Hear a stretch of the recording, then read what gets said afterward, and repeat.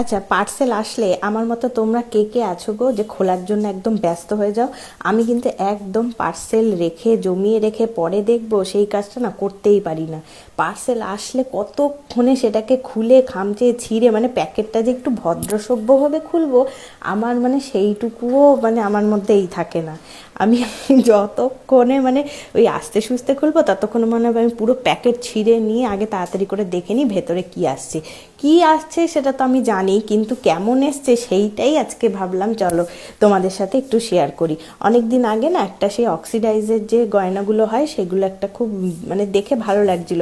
এগুলো আগে মাঝখানে মানে খুবই চলছিল, এখন চলছে না অতটা, সেভাবে কেউ পরে না, কিন্তু এই ডিজাইনটা না দেখে আমার খুব ভালো লাগলো, তাই অর্ডার করেছিলাম। তোমরা দেখে বলো তো কেমন লাগছে। আর আমার তো সামনেই বিয়ে বাড়ি আসছে, ভাবছি টুকটাক এদিক ওদিকে যদি পরে যেতে পারি যদি ভালো হয়। আর এরকম ঝুলকানের না আমার খুব ভালো লাগে, জানি না আমার মুখের সাথে মানায় কি মানায় না, কিন্তু আমার খুব পরতে ভালো লাগে। আর তার সাথে এই গলার সেটটা কেমন হয়েছে অবশ্যই কিন্তু জানি, আমার কিন্তু ভালোই লেগেছে। দাম হিসেবে জিনিসটা মোটামুটি ভালোই এসছে। আর এটা নিয়েছিলাম মিশো থেকে। তাহলে আজকের মতো আসি, টাটা বাই।